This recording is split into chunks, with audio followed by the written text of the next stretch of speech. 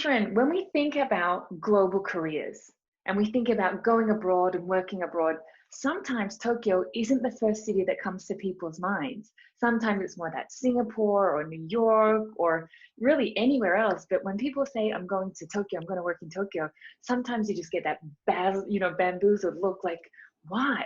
Why do you think that is, that Tokyo doesn't have that same global status as other cities? Well, I think the first thing that would come to mind is probably the language.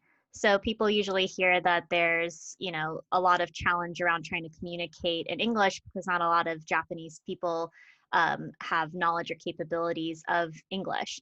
So I think, other locations like Singapore, for example, that's kind of like an easier way to, get into Asia, but still being able to communicate and learn how to live your life in Asia for the first time.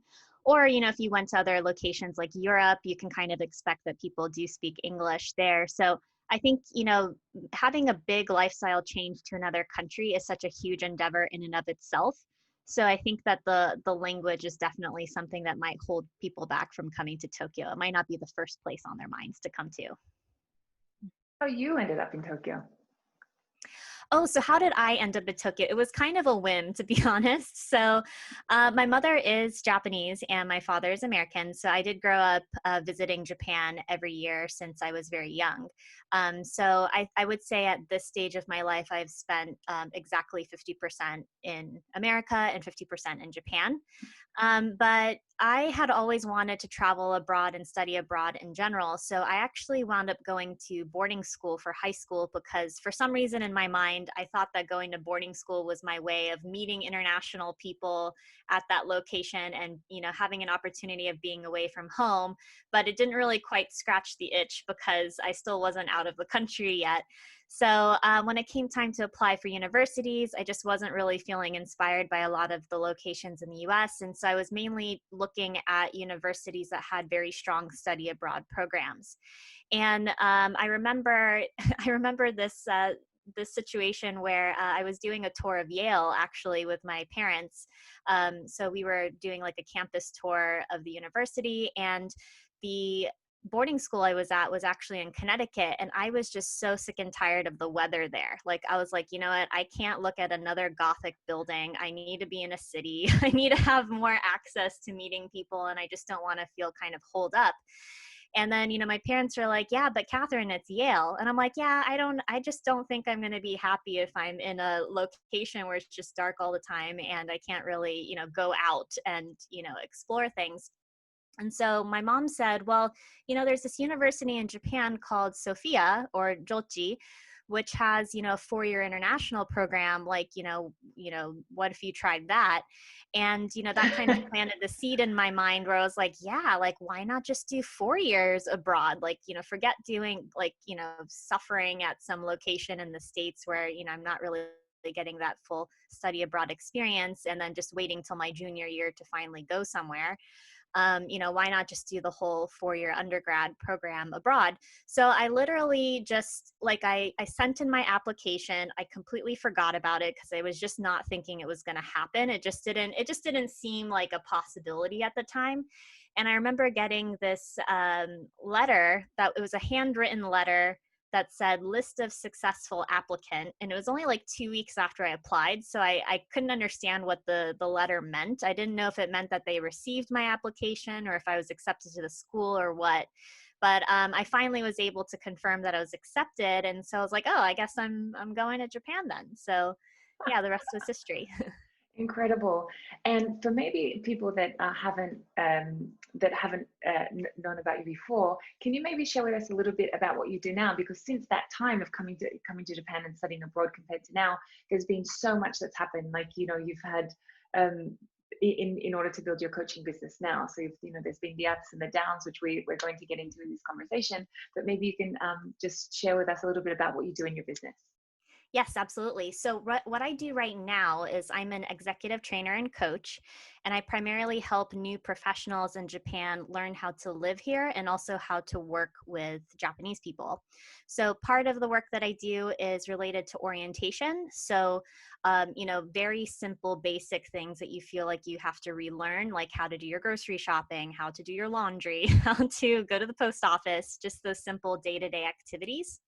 And then on the other side of that, it's really about understanding your career and your work life in Japan and how people think differently. And just kind of how to move your career forward in a completely different work environment. Start here, right? So after Sophia and then like the 4 years at Sophia, you didn't go straight into coaching, right? There was a period before that, and I can imagine that maybe laid the foundations for your career in coaching. But maybe you can talk to us a little bit about what happened pre-coaching that then encouraged you to go into your executive coaching business that you have now. Oh, that's a really great question. I actually had a couple of experiences that led me to believe that starting a coaching business or becoming an entrepreneur is not as risky as having a full-time job. So I think that's one thing people are always concerned about. They're like, oh, if I leave my full-time job, I'm not going to have job security, et cetera, et cetera. But, my first job experience out of college, I had been working for 2 years at a company. I started off as an intern, then I switched to part-time and I was going to start working full-time, but the company didn't want to sponsor a visa. So at the time I was the student visa and I needed to switch to a working visa. So but the problem at the time was I had skipped the Japanese shushoku katsudo, which is, doing all the job hunting. So I was really left kind of in the dust where, I didn't know how to switch my visa over, but I would have to wait probably 6 months to a year to be able to get an entry-level position at a lot of the top, firms that usually do that recruiting process every spring. So that was kind of my first realization, like, okay, maybe, companies don't always have your back, kind of, you usually think that you're getting something from the company, and that wasn't the case. Second job I really loved. I was working in the concierge industry, and that actually set a lot of the foundation for the work that I do right now. So I worked for a credit card concierge company where, we worked with everybody from like Amex card holders and Diners Club members and, people with platinum cards and, people who just travel a lot for business. And, a lot of them didn't know how to come to Japan, how to do things they needed to in Japan. But also, especially a lot of expats living locally needed a lot of help with just day-to-day activities. So I really helped people with a wide range of just day-to-day assistance, I guess you could say. So that job was going really well. I loved it. I traveled to many different countries and locations because we had many offices worldwide. And I was looking for, to go to the next part of my career. But unfortunately, around the time I had been hoping for that, managerial position or promotion, we had just switched directors in our company. And, I sat down with a new director and I said, hi, I've been here for X amount of years. I'm looking to do this with my career. And then she said, oh, I don't want to have a foreigner in a manager position. So I was like, okay, well, it looks like that's probably gonna, things are probably not gonna, no matter what I do, whatever I produce, it just might not be, there might not be career progression.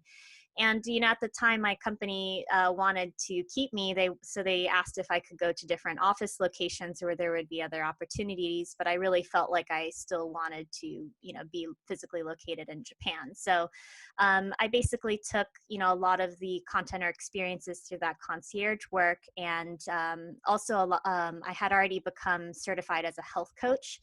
So I knew that that was the next thing that I wanted to pursue and how I took the steps into getting into coaching. Yes, because very much your career has really been so much about how people live their best lives, right? So it's you have your focus on their health, of their physical health, and also on their health at work. And this is something that now I'd really love to get into with you, is that when people go abroad, we often think, okay, well, there's your job and that's it, and kind of good luck. but there's so much more to the ecosystem that they are then existing in that's so important. You know, you see people, especially if they're traveling in as a spouse. You know, you might have, you know, either, you know, you're moving for one spouse's job and the other spouse might have given up a career or is putting their career on hold or something like that. We see health issues just mushroom in the ecosystem, right? You might have, you know, the one that's staying at home might experience depression they've never felt before, you know, and then we might have, and then there's issues in the home, for example, because the other spouse is working all the time. And, you know, then you have these kinds of issues. So if we think about, you know, that connection to that health models, and then we can kind of get into the business thing. But I wanted to begin with that, why it's important, you know, of what you're doing, and why it's important, you know, to help people buy their groceries and things like that, and what's the connection, because really at the end of the day what we're looking at is people living their best lives. So can you talk a little bit more about that for us? Yeah, so that's a really great question with a lot of different answers. So I'll just start with this concept called the Expat Life Cycle. So I don't know if you've heard of this before, but pretty much every person who makes a major life change, whether it's, you know, a new career or moving to another country, which is definitely a big life change, you go through like ups and downs emotionally as time passes. So most people who come to Japan, usually within the first, you know, weeks or first several months, they're in this honeymoon phase. So that's kind of like where they're playing tourist. Like everything is just really exciting. They're exploring all of the areas around their neighborhood. They're going to, you know, every possible restaurant that they have looked up and wanted to try. And so it's not really until that kind of settles down and that they realize that they're actually living here and that they're not going back to, you know, wherever home is. That's kind of where it sets in, like, oh, I need to build a routine. And then when in the process of trying to build a routine, that's kind of when they realize they don't know how to do things. So, you know, very simply, like maybe they want to switch from eating out every single night to starting to use their kitchen, but they realize they don't know how to actually operate, you know, the stove and this little fish grill that they have, et cetera, et cetera. Or they don't know how to shop at the stores. Also at that point, they kind of realize that they don't have any social connections. So, you know, you don't have any local friends. And on top of that, you don't really speak the language. So, you know, most people, maybe a couple months into living in Japan, that's when they think, okay, I'm going to start taking Japanese lessons. I'm going to start going out and meeting people. But, you know, learning the language, meeting people and making friends, those are things that really take time. So in that process of trying to, you know, make friends, it's like you really have to motivate yourself to keep on going out there and really building the connections. And that's really usually the time period where people find themselves in that kind of depressive state, because, you know, they're missing their family from home, but at the same time, like, you know, people back home kind of have lost touch with you because, you know, you keep talking about Japan, but they don't really understand what you're going through. So, you know, they're not really there. But at the same time, you don't really have anybody locally who you've really connected with beyond maybe just a superficial or like a surface level interaction.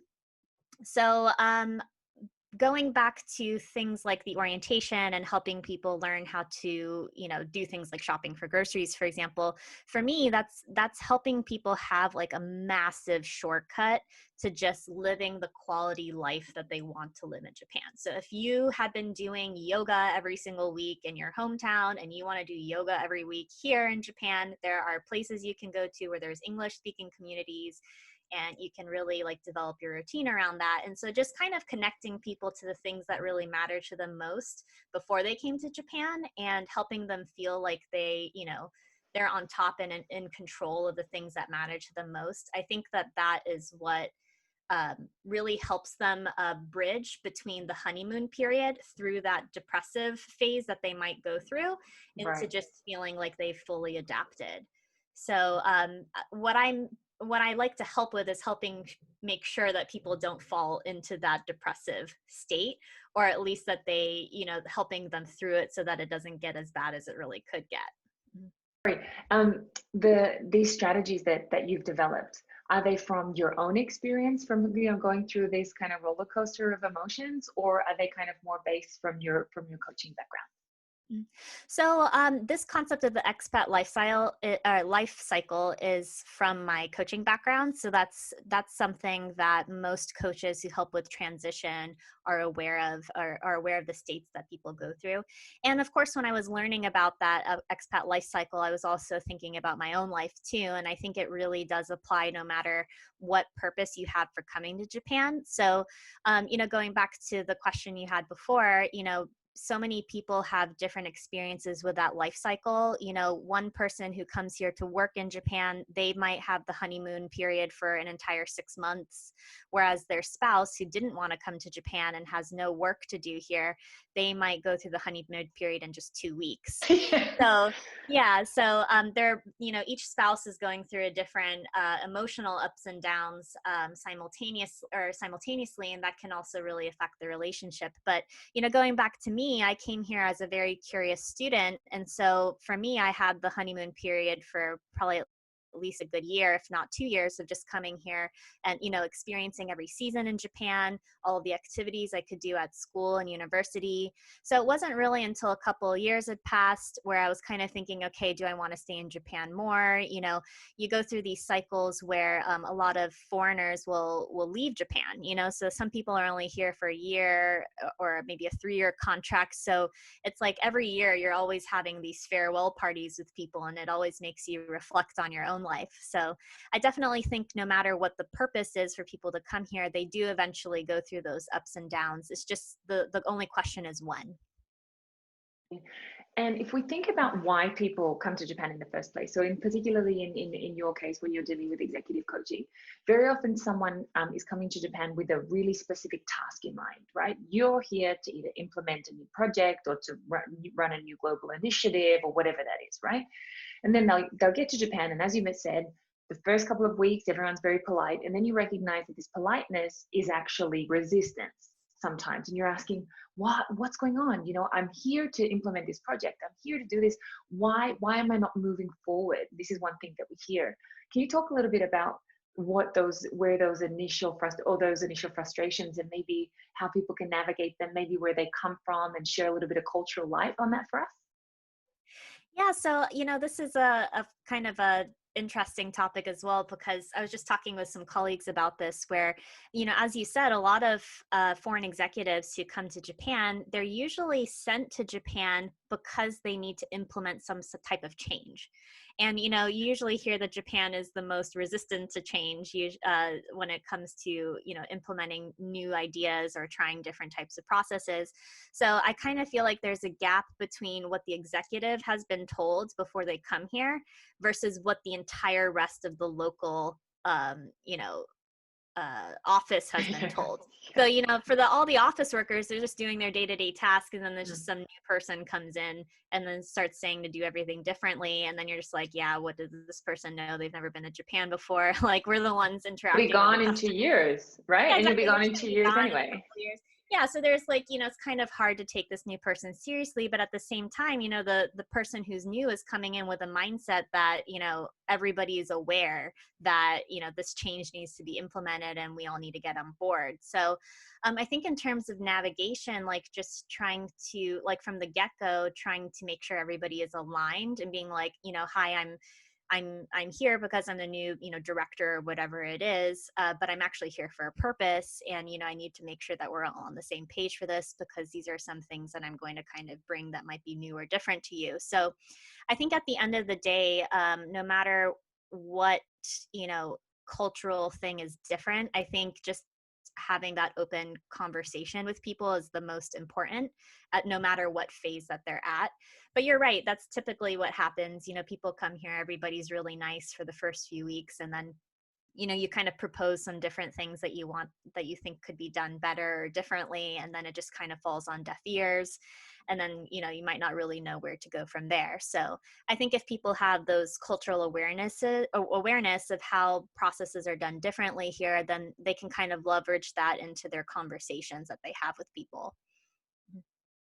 And when we're talking about, having those conversations, one thing that I hear from foreign professionals is that this kind of conflict between, am I expected to be Japanese? Do I have to check my personality at the door? So we're talking from this perspective of, often if you're an executive, or if you're maybe not necessarily executive level, maybe you're even just a manager, and you're coming with new ideas and you're coming with that global perspective. I've heard people say, bring expertise, not Japanese, right? So you need to make sure that you're providing value. And then they think, but it's not getting through. So do I have to check my personality at the door? And I'm a big fan of trying to find ways to leverage your personality, but also within the cultural context. What's ways that people can still be true to themselves, true to their mission, true to their hearts, really, but still at the same time be effective in Japan? That is, wow, a really excellent question. So that's absolutely true. I think everybody who comes here, they're like, okay, I know that I'm in another country, so I'm going to need to do things. In some ways, I'm going to need to adjust to their way of doing things. But at the same time, if I do everything the Japanese way, I'm not really bringing that change component or the thing that makes me unique. I think, one managing director I spoke with, who we did this, cross-cultural training course together privately, I think initially people try to deal with their frustrations in their own way. So they kind of go back and forth. Like one day they're trying to do it the Japanese way just to kind of see how that goes. But then they realize they're not getting anywhere and it's really hard. And then the next time they're just trying to try to put force, enforce. Yeah, back up foreigner. No, yes. Yeah, so I think a lot of people, by the time they Yeah. talk to me, they've already tried kind of different angles of doing things. But I think the thing that's really helped most from doing training is that people have told me they have the ability now to just sit down and ask questions. Like if something doesn't make sense to them about why it's done a certain way, instead of trying to force it because you're like, okay, I'm the expert, from this I'm the outside expert. I know how, this is supposed to be done. But, sometimes you just don't have the knowledge that you need to really move it forward. So just being able to say, I come from a different background. This is how we do it over here. Can you explain to me a little bit why, what the thought process is behind doing it this way? And that's kind of helped them kind of bridge the gap between the Japanese way that people are kind of, stuck in that process versus, what the director, whoever it is trying to actually bring to the table. So again, it really just comes down to the communication that people have and trying to get more knowledge or, trying to ask the right questions. Yeah, because that's what it's really about. It's whether you're, an introvert or whether you're an extrovert, or it doesn't matter if you're French or German or American, it's really just about asking questions. And, I this is where you can really, utilize your authentic self to ask questions in a way that, is interesting for you. And I still think it's very relevant that, yes, okay, you're there to implement, this initiative, or you're there to implement that change. Then, you still need to commit to your goals and things like that. But at the same time, definitely keep in mind why things are as they are. But in order for them to tell us what's going on, we need to be able to get feedback, right? Yeah. And this is something that that is a constant learning experience. And I think you can ask anyone, even if you speak Japanese, or how long you've been in Japan, that the ability or the ability to build an environment where people feel comfortable to give you feedback is a consistent challenge. What are some of those ways that, when we say yes, asking those questions, as you suggested, are so important? Is there a certain way or a certain lens or frame that might be more effective than others, rather than just asking, Tanaka-san, why is it like this? Naze desu ka? Is there any better ways for us? I think in terms of asking questions, I think open-ended questions are, let me see how I can phrase this. You don't want to single out a person and ask a question in a group. So that's one thing that kind of feels very confrontational, but at the same time, you don't want to ask a very wide open-ended question to an entire group of people, because you also won't get response either. So some way to kind of navigate that is to ask a question about a specific topic that's geared towards a smaller group of people within that main group. And I found that has kind of helped a lot, because people kind of recognize that they're they're either in or not in the pool of people who need to respond, but they can kind of just determine like who's responding and how they're responding. Also, just kind of touching back to the previous question, I don't really always believe that Japanese people are trying to be resistant to whatever their director or their boss is saying. Like most people want to, do things as their boss is saying, but they're just kind of coming across these roadblocks that might have to do with culture. So I think if people had the mindset that Japanese people are purposefully being resistant, that might not be the right way to think about it. It could just be that there's something underlying that they need to investigate. So maybe just being like an investigator is kind of a way that you can think about it. Another thing is, people say, okay, can we is it possible to create like a global style company where people in Japan are operating on a global level? And it's like, yeah, like on an internal level, you could do that. But if all of your customers are Japanese and on an external level, all the customers are operating on a Japanese or traditional type of, workflow or work process, you're having like two areas of issue that you need to address. So you have the internal process and you have the external process. So trying to get it like 100% globalized might not actually be the right goal. So the goal could just be, you have two things to look at. Like one is how do we work with each other within the company, but also what are the needs of the client and the procedure that is involved with that as well. So I think I went off on a little bit of a tangent. No, this podcast is all about tangent. This podcast is built on tangents. This is so true, because it's not building a global company is not only about culture. You have to explain to them, well, the financial year begins April 1st, like nowhere else on the planet. Why? Oh, well, because the school year begins on April 1st. Why? Well, because that's the sakura season. I don't know. So there's there's it's so deep. It goes into so many areas. I love this. And this is what we're trying to do. That, as you mentioned, Japan is not necessarily this country that's like just a no country. The no is often rooted in reason, and the reason is sometimes very easily explainable. Sometimes the reason is, I've never heard of this before. So if you go to a company and you say, I'm here to introduce an influencer marketing strategy, no thanks. Why? Well, I don't know what influencer marketing is, for things like that. Yeah.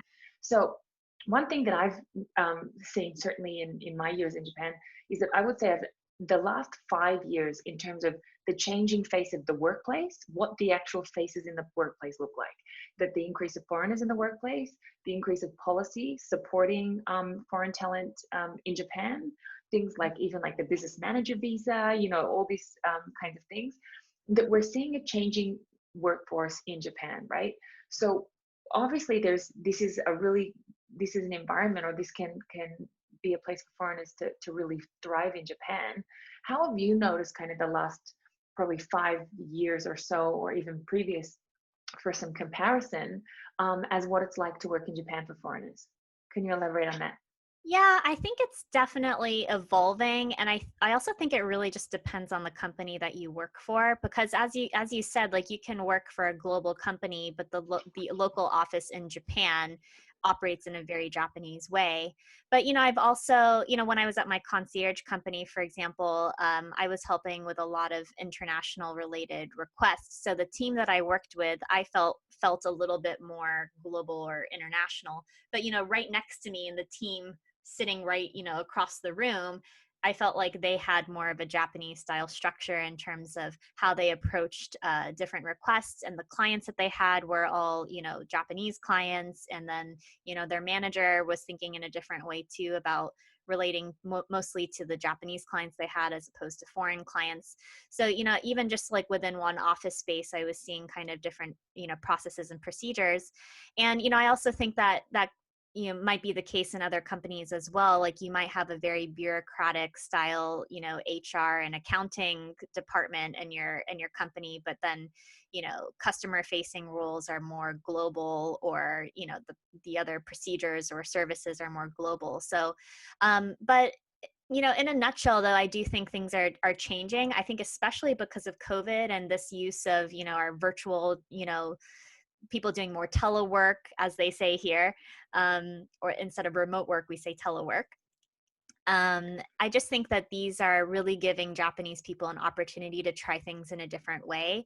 You've heard a lot about the hanko as well, or the stamps that are needed. I think one thing that was really interesting was, I used to always think that Japanese people used hanko because that was just the way things were. But, if you watch the news, you find that some companies, the reason they have to use hanko is because their clients want the hanko. So they actually have to go to the office to fulfill their client requests. So it's just kind of goes to show you that in some ways they do want to make change, or they are kind of noticing that there's an opportunity to, but they might feel like there's other obligations that are kind of keeping them stuck where they are. But I think it is on the move.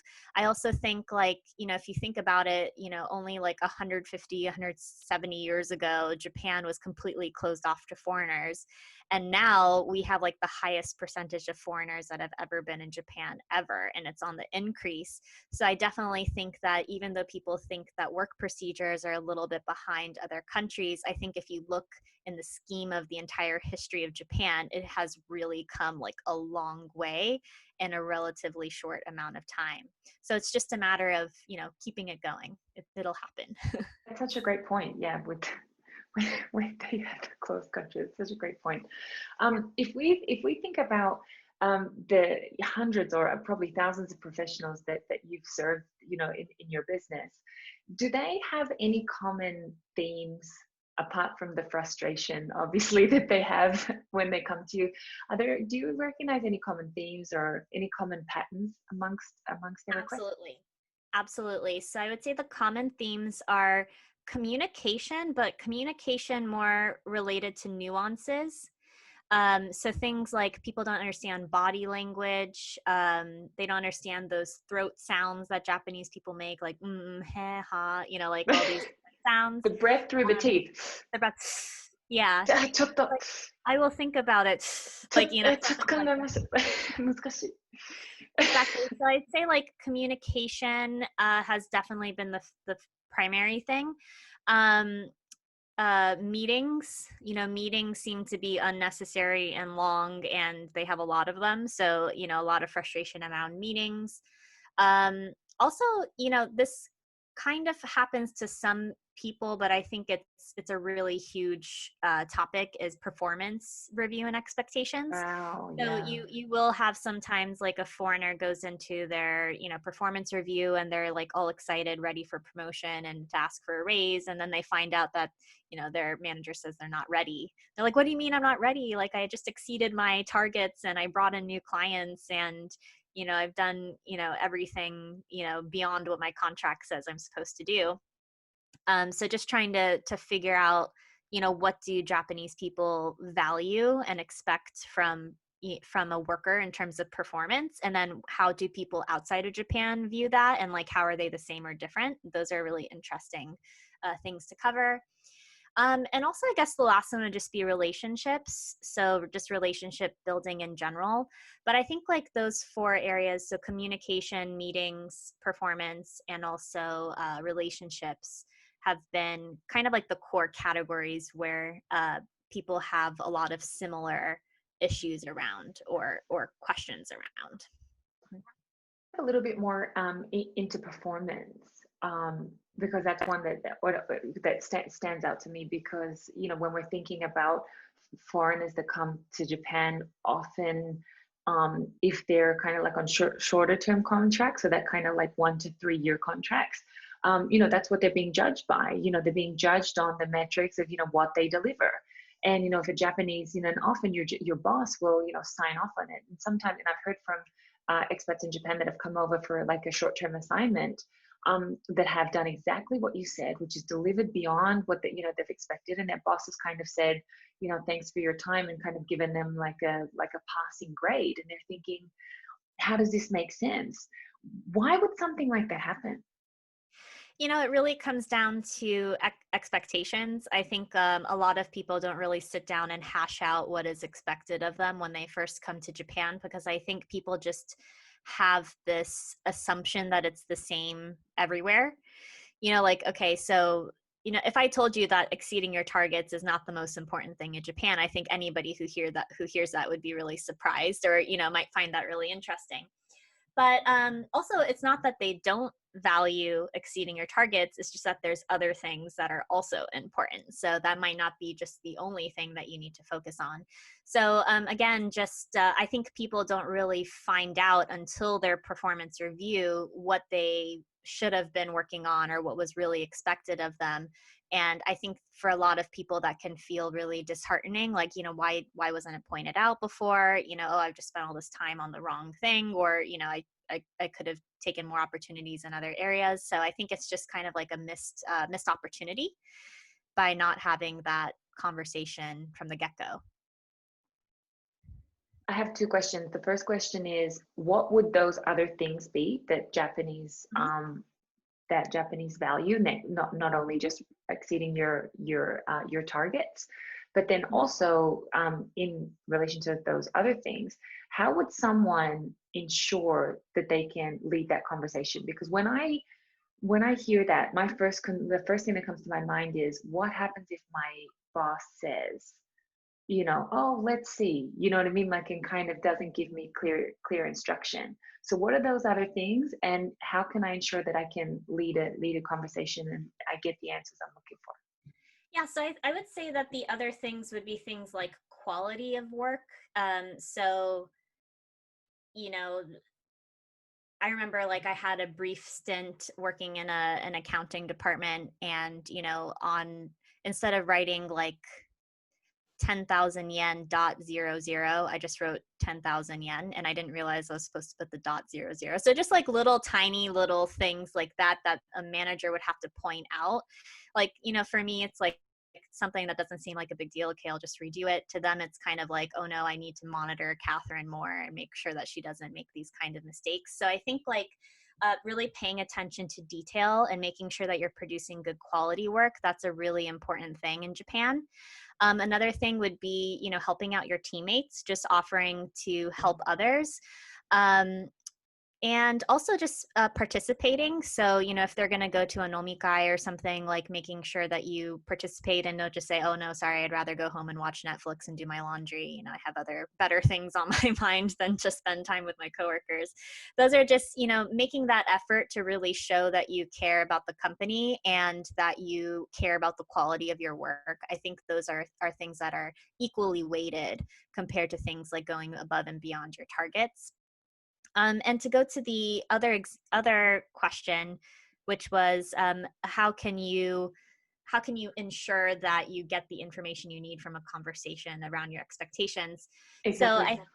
So I think like you don't just want to ask like, what are your expectations? You need to ask for examples. And I think it also goes both ways. So if you're a manager of a Japanese subordinate, you also want to give clear examples of what you mean by, whatever performance expectations you have. And vice versa, if you have a Japanese boss, you also want to say, what are some clear examples of a high performing employee? And if they could come back and be like, oh, well, high performing employee like comes to the nomikai and like stays a little bit later in the office to help out other teammates, or like just little things like that, it can help you paint a really good picture other than just getting feedback in words. And because I think that the words that people use are really open to interpretation.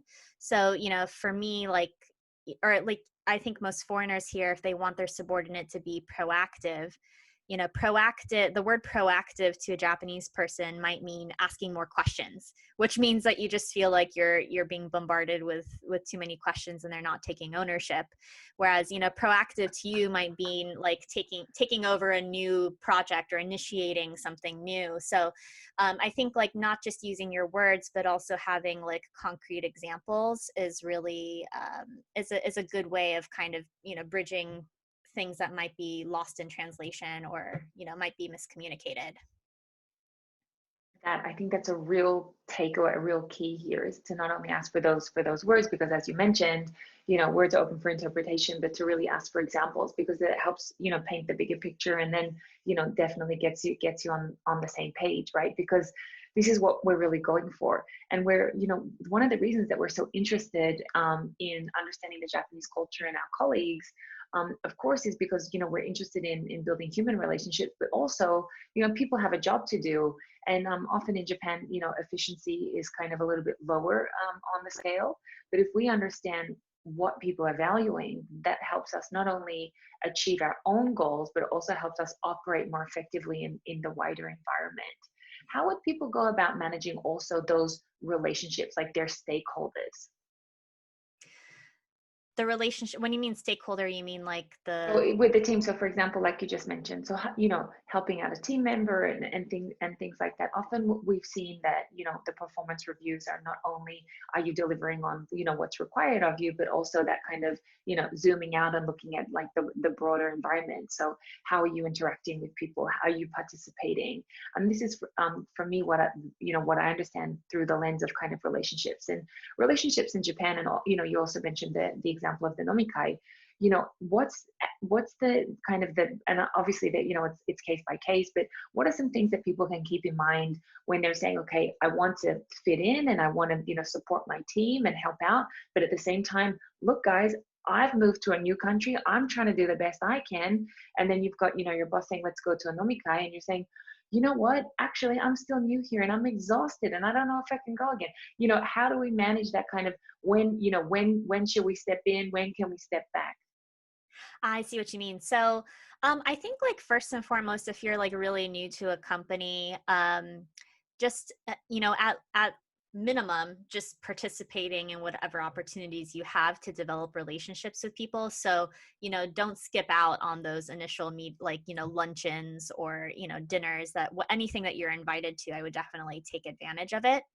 But the other thing would be, really just simply like asking people if they need help. Like, oh, can I help with that? Do you need any help? I just finished my work. So, I'm open for helping you with something else. I think like people really appreciate that. I also think like some managers like to have the opportunity to tell you that you can go home. So just saying to your manager, like, hey, I finished for the day. Is there anything else you need help with? And they can say, no, that's fine, you can go home. I think like just them having the ability to tell you if you can or cannot is kind of something that they like. So yeah, I just think like just showing that willingness to participate, I think is a really good point in the beginning.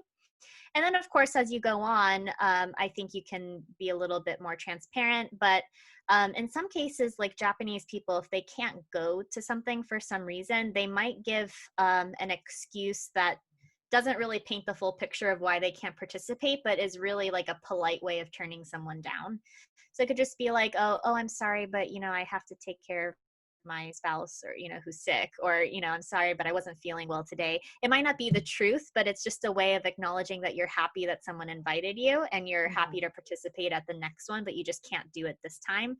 Sometimes it's better than revealing your true reasons, like wanting to catch up on Netflix, as I said before. I just delivered a project. There can be anything, right?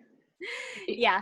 Mm-hmm. If we take, for example, now and these opportunities that existed, right? So to go for a nomikai or to go have lunch with your colleagues, I can imagine that there's a few people, maybe they're with their spouse, but maybe they're on their own now, right? In kind of like this Corona time where social distancing, things like that. And this is really something, I guess there's no real answers because we're just trying to work it out, as a society. But have you seen any kind of best practice or good practice from trying to build or collaborate, coordinate with your colleagues or your or even just socially in Japan, kind of as an expat, when you're feeling, well, here I am stuck, super isolated. If I wasn't feeling isolated before, I sure am now. Yeah, absolutely. I think it's definitely hard to build those relationships with your Japanese colleagues, especially now because a lot of people are working from home. But I have heard of Some companies have been doing virtual nomikais. So that's just an opportunity to, not focus on work and just have an opportunity to catch up with each other and see how things are going, through this very odd time. So I think if that's something that is not already happening in the company, if they wanted to initiate it, that might be a nice way of, interacting. Or it could even be something like a virtual lunch. So, people can just, instead of having like a business meeting, they can just turn on their Zoom while they have lunch with each other and catch up. So just kind of those, creating those opportunities to communicate about something that's not related to work is really good. And also I think like if you're working from home and it's hard because like in many cases people can't see you if you're not like on a video. So trying to make sure that you're very respondent and, people feel like they can, that you're reliable during that time. I think that's also something really important to pay attention to. You don't want to, leave half an hour between when your manager sends you a message and when you actually reply. It might be good to have pay a little bit more attention to being responsive. And I love the fact that you mentioned, okay, we need to talk about having, conversations around non-business things. I was having a conversation with earlier in kind of like our COVID lockdown, and he is a traditional Japanese professional. He's been at the same company, for 30 years, and he said the thing that he misses the most is that kind of like stupid 5-minute conversations that you have like in a coffee room or like in the elevator where you talk about, but it's, it's usually with that colleague that you don't know, you don't work with at all. It's not like your teammate. It's like just that colleague that maybe you have the same interest in something or whatever. And he said, I think I'm going to start sending them like a 5-minute meeting for like just talk stupid things. And I said, I think you should absolutely do that.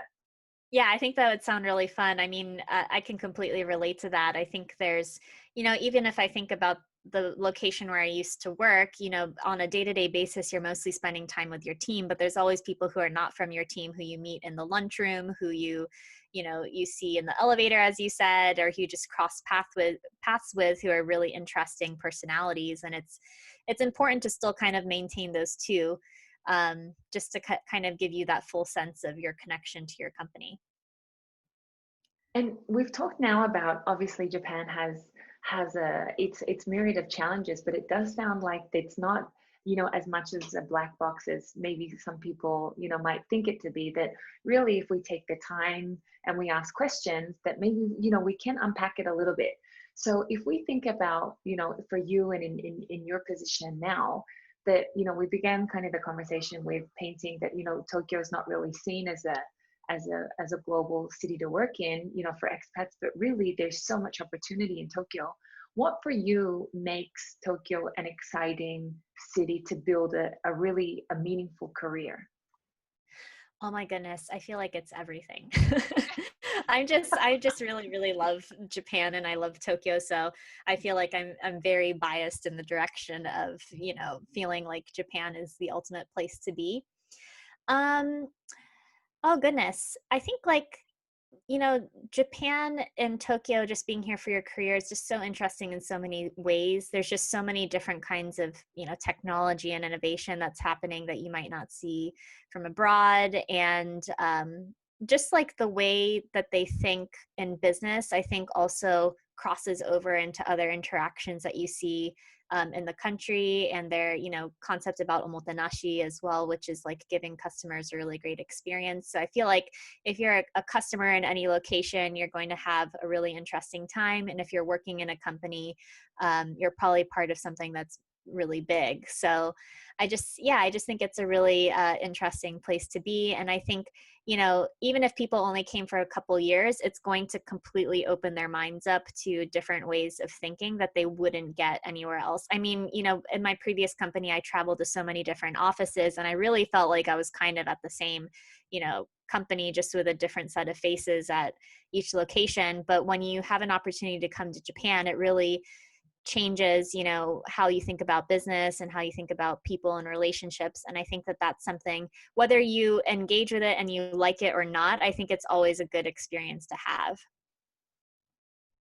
And if we think, that there's someone that's either, in their expat journey or is about to begin their expat journey in Tokyo, what's kind of your words of advice to them? Obviously, we can send them into the show notes, which is where I can pass them on to your masterclass. But what are some of what are some encouraging words that you can give them, or some advice? I would definitely say so. The thing that I personally find the most challenging for my own business is just trying to connect with people while they're in the honeymoon phase, because usually at that point they don't really realize they have a problem, and by the time they realize they have a problem, it's a little too. They're already kind of in the thick of whatever issues that they're facing. So I would say if people are thinking of coming to Japan, or if they've just moved to Japan, trying to gather as much information as you can is really going to help you bridge the gaps. And also don't have assumptions. I think, one thing I hadn't mentioned earlier is, I hear foreigners make a lot of assumptions about Japanese people that might not be accurate. So just, very simply, it could be like, oh, Japanese people are quiet because they have nothing to say, or Japanese people, aren't taking action because they don't have any motivation, or, something like that, where I think people tend to connect their own experiences and make assumptions based off of their experiences from wherever they're from, but that might not actually be the truth here in Japan. So, just being curious, asking questions, and, being open-minded to learning a different way, and understanding that you might have some challenges, but they can always be amended by having like an open conversation, and just looking to be curious and to learn more about, how the other person is thinking. I think those are the pieces of advice I would give. They're relevant even for people that have been 20 years in Tokyo. I think that having that learning mindset, having that curiosity mindset is really the key to opening up, people's hearts, and really getting to the core of what the issues are. So not only you can build a relationship, but you can also achieve your business objectives. So, Katheryn, we've been so lucky to have so much of your time today. I would love to wrap up with one final question, which is, what's next for you? What's next on your desk? Oh, that's really exciting to think about. I mean, with COVID, it's definitely been challenging trying to think about what's next when things kind of feel like they're in limbo right now. But one thing that has been on my mind, so I think I'm going to dabble in this, is I was thinking of creating maybe like a membership type of portal for the orientation related content that I have. So, the things like the grocery store tours, and information about day-to-day living. I think it would be really great if people had like a single spot where it was very accessible, and that could kind of give them like a basic foundation of living here, and just, making them realize what other things that they can learn. And yeah, I'm just going to continue to keep connecting with companies, and I'm just excited to meet whoever is new here, because I think there's so many interesting things they can learn, and it's also interesting for me too, because I always learn new things from each person who I work with. And on that note, we'll send everybody to the show notes, which is where all your information will be, so they can reach out to you and follow up with any questions, or, just as you mentioned, have a look at just the incredible resources that you have available online. So, Katheryn, thank you so much for joining us today, and thank you for contributing to modernizing the dialogue around what it's really like to do in business in Japan, not just what someone said or what I read, but really what's happening, not 20 years ago, but today. Thank you so much for your time. It's been an absolute pleasure, and come back on the Business Karaoke podcast whenever you like. You're always welcome. Great. Thank you so much for having me.